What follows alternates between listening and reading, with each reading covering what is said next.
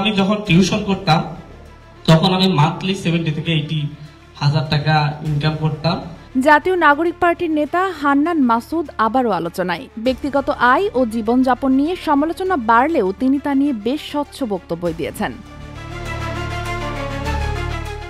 এক আলাপচারিতায় হান্নান মাসুদ জানান, বর্তমানে তিনি গুলশানের একটি পরিচিত পরিবারের বাসায় থাকছেন এবং এর জন্য কোনো ভাড়া দিতে হয় না।